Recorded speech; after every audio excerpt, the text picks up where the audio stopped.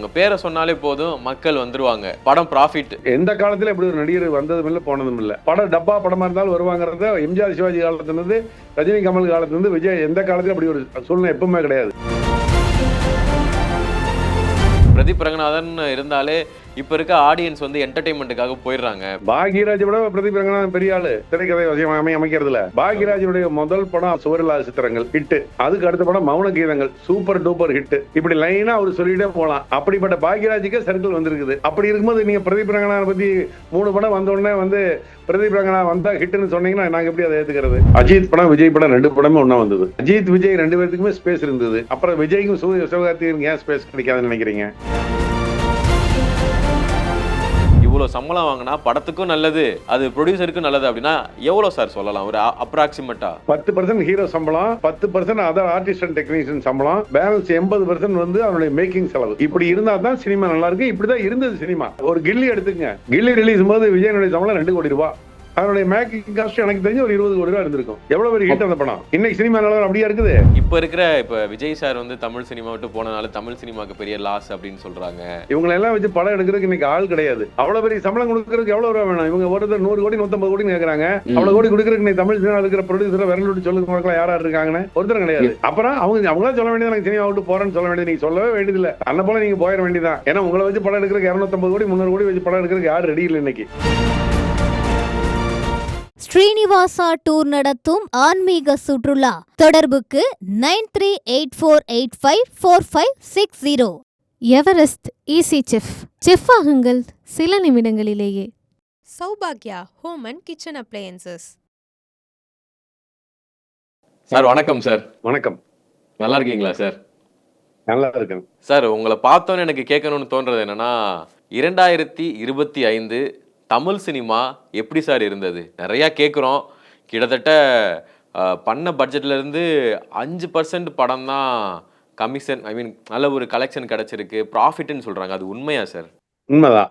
2025 release ஆன பெரிய budget படங்கள் எந்த படமே வந்துட்டு சக்ஸஸ்ஃபுல்லாக இல்லை. எல்லாமே வந்துட்டு ப்ரொடியூசருக்கு லாஸாக இருக்கிற படம் தான் ஜாஸ்தியாக வந்திருக்கு. ஓகே. அப்புறம் பொதுவாக தெரியும் உங்களுக்கு, சின்ன படங்கள் சொல்லப்பட்டு வரும். வாரம் 6 படம் 7 படம் வரும். அந்த படங்களுடைய பேர் கூட உங்களுக்கும் தெரியாது, எனக்கும் தெரியாது. ஆமா சார். அந்த மாதிரி வந்து வாரத்துக்கு 5 படம் வருது. ஒரு வருஷத்துக்கு பாத்தீங்கன்னா 200 படம் அந்த மாதிரி படம் வருது. ஓகே. அந்த 200 படத்துல அதிகபட்சம் ஒரு 5 படம் தான் தேருது. அதுல மீதி எல்லாமே அவங்க என்ன படம், அதாவது 50 லட்ச ரூபாய்க்கு படம் எடுத்தவங்க இருக்காங்க, 30 லட்ச ரூபாயில படம் எடுத்தவங்க இருக்காங்க, 1 கோடியில படம் எடுத்தவங்க இருக்காங்க, 2 கோடியில படம் எடுத்தவங்க இருக்காங்க, 3 கோடியில படம் எடுத்தவங்க. மொத்த பணம் லாஸ் ஆனவங்க தான் அவங்க எல்லாருமே. 1 ரூபா கூட அவங்க பாக்கெட்டுக்கு போயிருக்காது. அப்ப எவ்வளவு பெரிய லாஸ் பாருங்க. ஒரு 200 படங்கள் வந்து ஒரு படத்துக்கு 1 கோடினா போட்டா 200 கோடி 300 கோடி அநியாயமா போகுது. எந்த விதமான அனுபவங்கள் இல்லாம சினிமா பத்தி புரிதல் இல்லாம அவங்க வார்டில் வந்து படத்தை எடுத்துட்டு அந்த படத்தை எப்படியோ தியேட்டர் ரிலீஸ் ஆனா போதும் அப்படின்னு ரிலீஸ் பண்ணி அந்த சில பத்திரிகையை வந்து இலவச விளம்பரம் கொடுக்குறாங்க. அந்த இலவச விளம்பரத்தை மட்டும் போட்டுட்டு படத்தை ரிலீஸ் பண்ணி போட்டு அந்த படத்தை தூக்கி ஓரமா போட்டு போயிடுறாங்க.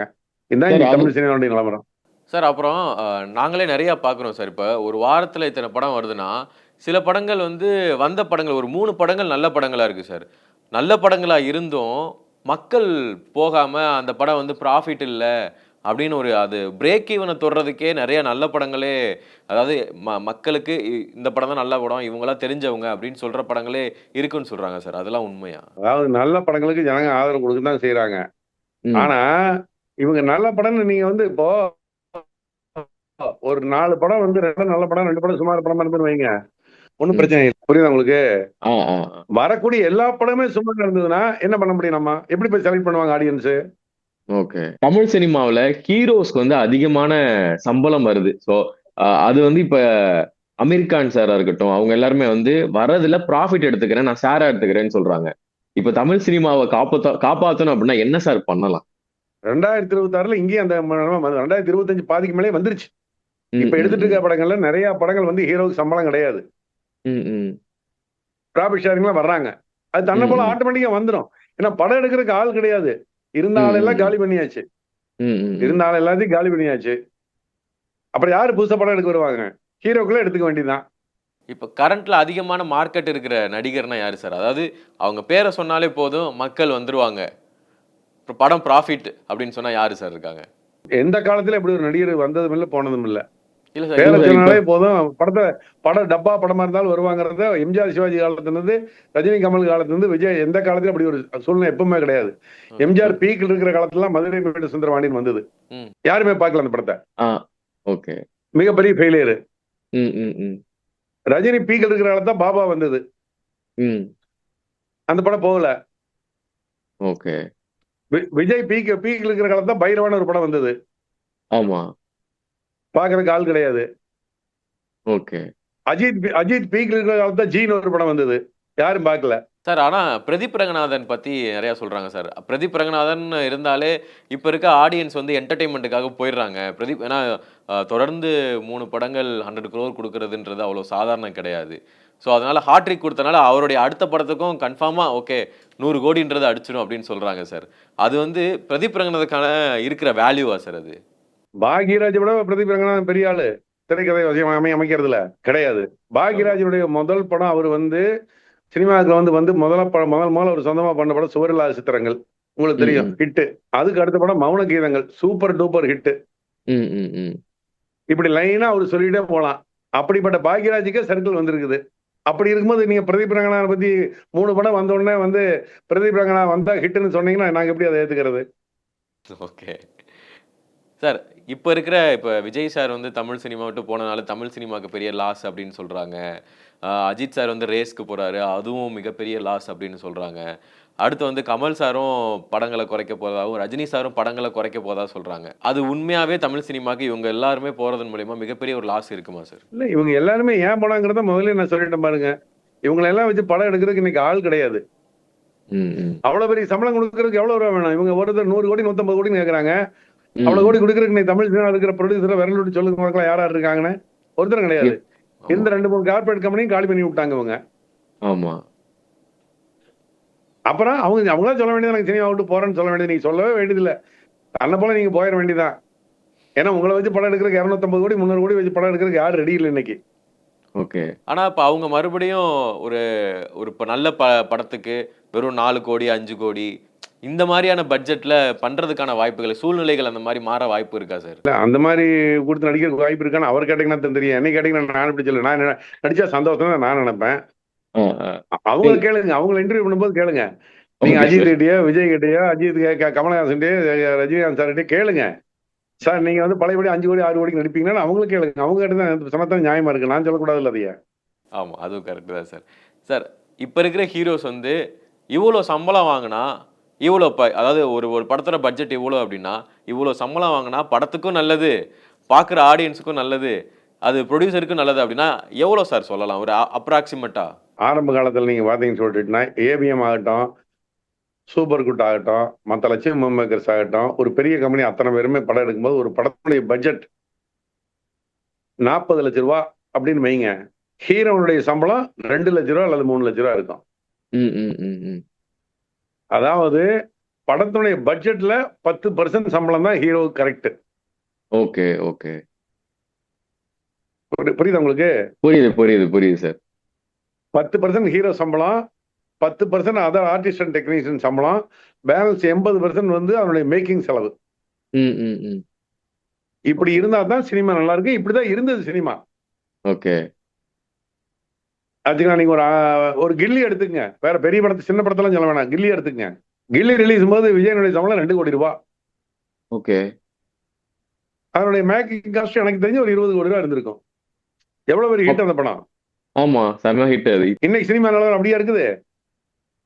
கிடையாது. 300 கோடி பட்ஜெட், 200 கோடி ஹீரோ சம்பளம்.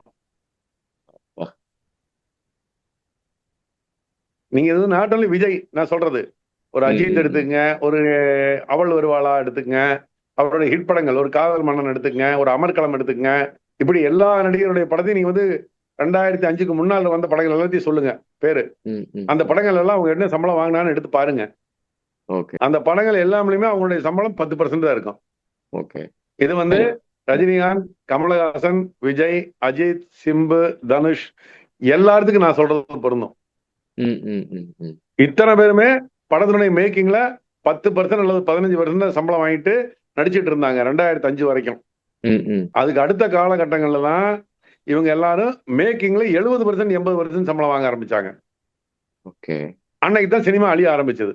2026 என்ன படம் சார் மக்கள் அதிகமா எதிர்பார்ப்பாங்கன்னு நினைக்கிறீங்க? இப்ப அசுரன் படத்துக்கு வெற்றிமாறன் சார் மூலமா, ஏன்னா இப்ப சிம்பு அவர்களுக்கு மிகப்பெரிய ஒரு கிரேஸ் வந்து உருவாயிருக்கு. அதுவும் இல்லாம வெற்றிமாறன், சிம்பு அப்படின்ற ஒரு காம்போ வந்து மக்கள் ரொம்ப எதிர்பார்க்குறாங்க சார். ஸோ அது வந்து 2026ல எந்த அளவுக்கு பாசிட்டிவா இருக்கும்னு நினைக்கிறீங்க சார்? இல்ல எல்லா நடிகருடைய படத்தையுமே மக்கள் எதிர்பார்த்து இருக்கிறாங்க. அது புரிஞ்சுங்க. இப்ப வந்து சிவகார்த்திகேயன் படம், அப்புறம் வெங்கட் பிரபு கூட வருது. இந்த ம். பக்கம் ரஜினி சார் படம் வந்து நெல்சன் கூட வருது. ஜெயிலர். ஆச்சுங்களா? கமல் சார் படம் வந்து மணிரத்னம் சார் படத்தை வந்து துருவ் நடிக்கிறான்னு பேசிட்டு இருக்கிறாங்க. இனி யாரோ ஒருத்தர் நடிப்பாங்க மணிரத்னம் டைரக்ஷன்ல. ம், ஆச்சுங்களா? ம், ம். இப்படி எல்லா பெரிய டைரக்டரையும் வந்து வரக்கூடிய படங்கள் வந்து எல்லாமே எதிர்பார்ப்புக்குள்ள படம் தான். ஒரு இது மட்டும் எதிர்பார்ப்புக்குள்ள படம்னு சொல்லக்கூடாது. எல்லா பெரிய நடிகர் படத்தையும் மக்கள் எதிர்பார்க்கிறாங்க. ம், ம், வந்ததுக்கு ம். அப்புறம் தான் சுமார்னா அவங்க வர்றது கிடையாது. அப்படிதான் பெரிய படங்கள் எப்பவுமே எல்லா படத்தையும் எதிர்பார்ப்பாங்க மக்கள். ஓகே. சார் பொதுவா இப்ப இருக்க தியேட்டர் ஓனர்ஸோட நிலைமை வந்து ஒரு படத்தை சூஸ் பண்றதை தாண்டி அந்த படம் வந்து மக்களுக்கு போய் சேரணும், அதுல நமக்கு ப்ராஃபிட் பார்க்கணும், இவ்வளோ விஷயங்கள் இருக்கு சார். இப்ப இருக்க நிலைமையில ஒரு தியேட்டரை நடத்துறது எவ்வளோ கஷ்டம் சார்? அதனுடைய கஷ்டங்கிறது தெரிஞ்சுதான் நம்ம 4600 ஸ்கிரீன் இருந்தது தமிழ்நாட்டுல. ம். இது வந்து இப்போ 1200 ஸ்கிரீன் மாறி இருக்குது. ஓகே. அந்த 4000 ஸ்கிரீன் எப்படி இருந்ததுன்னா 4200 லொகேஷன் இருந்தது. ஓகே. இப்போ லொகேஷன் திருப்பூர் மீன்ஸ் திருப்பூர்ல பிஎன் ரோட்ல ஒரு தியேட்டரு, அவினாசி ரோட்ல ஒரு தியேட்டரு, பல்லட ரோட்ல ஒரு தியேட்டரு, ஊத்துக்குளி ரோட்ல ஒரு தியேட்டரு, இப்படி லொகேஷன் இருந்தது. ஓகே. இப்போ இந்த 1200 ஸ்கிரீனுமே பாத்தீங்கன்னா 400 லொகேஷன் தான் இருக்குது. சார் 400 கூட சொல்லலாம், 300 லொகேஷன் தான் இருக்குது. ஓகே. ஏன்னா ஒரு ஸ்கிரீன்ல 8 ஸ்கிரீன், ஒரு இடத்துல 8 ஸ்கிரீன் இருக்கு. ம், ம், ம், ம், ம். இன்னொரு இடத்துல 7 ஸ்கிரீன் இருக்கு, இன்னொரு இடத்துல 6 ஸ்கிரீன் இருக்கு, இன்னொரு இடத்துல 3 ஸ்கிரீன் இருக்கு. ம். ஸ்கிரீன் கவுண்ட் தான் 1200 ஒழிய லொகேஷன் 300 இருந்து 350 மாறிடுச்சு. 4600 லொகேஷன் இந்த இடத்துல 10% லொகேஷன் எனக்கு தியேட்டர் இருக்குது. ஓகே. சார் பொங்கலுக்கு கரெக்டாக வந்து பார்த்தீங்கன்னா, பொங்கலுக்கு ஒரு வாரத்துக்கு முன்னாடி ஜனநாயகன் ரிலீஸ் ஆகுது சார். 9ஆம் தேதி ரிலீஸ் ஆகுது. அப்படியே அடுத்த வாரம் பார்த்தோம்னா, பராசக்தி ரிலீஸ் ஆகுது. ஸோ இந்த 2மே வந்து பார்த்தீங்கன்னா, இப்போ விஜய் சாரோட படம் அப்படின்னு சொன்னோனே, கடைசி படம்னால மக்கள்கிட்ட அதிகமான எதிர்பார்ப்பு இருக்கும். அதுக்கான அந்த அந்த ஒரு வாரத்துக்கு அப்புறம் சிவகார்த்திகேயன் அப்படின்னும்போது பெரிய ஸ்டார் காஸ்டடோட வருது. ஸோ இதனால ஏதாவது தியேட்டர் கிடைக்காம போறதுக்கான வாய்ப்புகள் இருக்குதா சார்? இது கிளாஸ் ஆக வாய்ப்பு இருக்குதா சார்? இல்ல போன பொங்கலா தீபாவளி எனக்கு ஞாபகம் பொங்கல் நினைக்கிறேன். போன பொங்கல் அதுக்கு முந்தின பொங்கலா அஜித் படம் விஜய் படம் 2 படமே ஒண்ணா வந்தது. ம். இந்த மாதிரி 2 தடவை வந்திருக்கு. ஓகே. அஜித் விஜய் 2 பேருக்குமே ஸ்பேஸ் இருந்தது. அப்புறம் விஜய்க்கும் சிவகார்த்திகேயனுக்கு ஏன் ஸ்பேஸ் கிடைக்காதுன்னு நினைக்கிறீங்க? ஓகே. இல்ல சார் சொல்றான். அது வந்து படம் வந்து கிட்டத்தட்ட ரெட் ஜெயண்ட்டோடைய படம். ஐ மீன் அந்த மாரி ரெட் ஜெயண்ட் தான் டிஸ்ட்ரிபியூட் பண்றாங்க. ஸோ இந்த மாரி விஷயங்கள் வந்து அது ஏதாவது பொலிட்டிக்கலா எதுவும் கிளாஸ் ஆகுனா விஜய் சார் அரசியல் இந்த மாரி பொலிட்டிக்கலா கிளாஸ் ஆகுமா அப்படின்னு சொல்லிட்டு எதிர்பார்க்குறாங்க சார். நான் தான் சொல்றேன். அந்த விஜய் அஜித் படம் வரும்போது இதே மாதிரி தான் வந்து எங்கிட்ட நிறைய நிறுவனங்கள் கேட்டாங்க. சார் 2 பேர் படம் வருது, இந்த மாதிரி தியேட்டர்ல பிரச்சனை ஏதாவது வருமா, என்ன ஏதுன்னு சொன்னாங்க. நான் அப்ப கூட சொன்னேன், அது என்ன வந்து ரஷ்யா உக்ரைன் வாராது பிரச்சனை வர்றதுக்கு ஒண்ணும் கிடையாது. அந்தந்த ரசிகர்கள் வந்து அவன பாட்டில் படத்தை பார்த்துட்டு கம்முனு போக போறாங்க அப்படின்னு சொன்னேன். அதே மாதிரி தான் நடந்தது. விஜய் படம் அஜித் படம் ஒரே காம்ப்ளெக்ஸ்ல நாங்க எல்லா காம்ப்ளெக்ஸ்லயும் படம் போட்டிருந்தோம். ஓகே. எந்த பிரச்சனையும் இல்லை. 2 ரசிகர்கள் வந்தாங்க, படத்தை பார்த்து அவங்க பாட்டில் அமைதியா தான் போனாங்க. ஓகே. அதே தான் பராசக்திக்கும் ஜனநாயகம் நடக்க போகுது. ஓகே. சார் இன்னும் ஒரு 10 வருஷம் கழிச்சு தமிழ் சினிமா தியேட்டர்ஸ் அதெல்லாம் எப்படி இருக்கும்னு நினைக்கிறீங்க சார்? பொதுவா கேட்குறேன். ஏன்னா இப்போ நீங்க சொன்னீங்க அது ஆட்டோமேட்டிக்கா சேஞ்ச் ஆக ஆரம்பிச்சிருச்சு அப்படின்னு. எப்படி இருக்கும்னு நினைக்கிறீங்க? இல்ல அது தியேட்டருடைய எதிர்கால கேள்விக்குறியா தான் இருக்குது. ஏன்னா இன்னைக்கு இந்தியாவிலேயே மிகப்பெரிய தியேட்டர் செயின்ங்கிறது பிவிஆர் தான். ம், ம், ம். அவங்களதே வந்து பாத்தீங்கன்னா இந்த 3 வருஷமா 2021 இருந்து அவங்க வந்து அவங்களுடைய ப்ராஃபிட் அண்ட் லாஸ் கொடுத்துருக்காங்க. இந்த 4 வருஷம் அவங்களது ஒவ்வொரு வருஷம் 200 கோடி 250 கோடி லாஸ்ல ஓட்டிட்டு இருக்காங்க. தியேட்டர்ஸுமா? ஆமா, பிவிஆர் வந்து ஒரு ஆண்டும் 200 கோடி 250 கோடி நஷ்டம்னு கிளீனா, ஏன்னா அவங்க பப்ளிக் லிமிடெட்ங்கிறதுனால அவங்க கிளீனா போட்டு தான் இருக்காங்க. ம், ம், ம். Okay.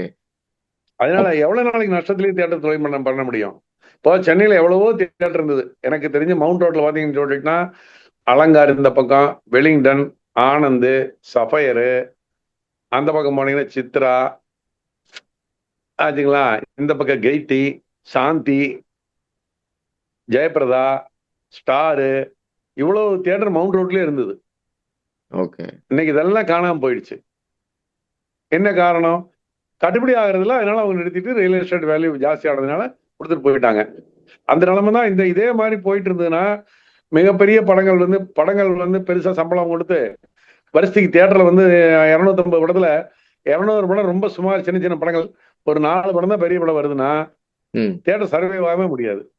Okay sir, Malayalam சினிமாவுக்கும் Tamil சினிமாவுக்கும் தியேட்டர்ஸில் என்ன சார் டிஃப்ரெண்ட் இருக்கும்? ஏன்னா அவங்க என்னதான் பண்ணாலும் என்ன கண்டென்ட் படம் வந்தாலும் ப்ராஃபிட் ஆயிடுது, கண்டென்ட் சேல் ஆயிடுது அப்படின்னு தான் சொல்கிறாங்க. ஆனால் நம்ம தமிழ்நாடுன்னு பார்க்கும்போது நமக்கு ஒரு பெரிய ஒரு கேரளா கம்பேர் பண்ணும்போது நம்ம தமிழ்நாடுன்றது பெரிய ஊரில் சார். ஆனால் அவங்க நிறையா போட்ட காசு எடுத்துறேன்றாங்க, ப்ராஃபிட் எடுத்துறேன்றாங்க. தமிழ்நாட்டுக்கு ஏன் சார் இப்படி ஒரு நிலைமை? இது வந்து எப்படின்னா, நம்ம இங்கே உட்காந்துட்டு பேசிட்டு இருக்கிறோம் மலையாள சினிமா ஆரோக்கியமா இருக்குது, தெலுங்கு சினிமா ஆரோக்கியமா இருக்குது. காரணம் நாங்க தியேட்டர் தொழில இருந்துட்டு இருக்கிறோம். நாங்க அங்க இருக்கிற தியேட்டர்காரர் கேட்கிறோம், அங்க இருக்கிற பொருள் எல்லா தென்னிந்திய மொழியில் இருக்கக்கூடிய அத்தனை மொழிகளுக்கும் இதே பிரச்சனை தான். அங்கேயும் இந்த பிரச்சனை இருக்குது. நீங்க யாராவது ஒரு மலையாள ப்ரொடியூசரையோ தியேட்டர் ஓனரையோ இன்டர்வியூ எடுத்தீங்கன்னா நீங்க தெரிஞ்சுக்குவீங்க. Okay sir, thank you so much sir. நன்றி. ரொம்ப நன்றி சார். நன்றி சார். ஸ்ரீனிவாசா டூர் நடத்தும் ஆன்மீக சுற்றுலா. தொடர்புக்கு 9384854560. Everest easy chef. செஃப் ஆகுங்கள் சில நிமிடங்களிலேயே. சௌபாக்யா ஹோம் அண்ட் கிச்சன் அப்ளையன்சஸ்.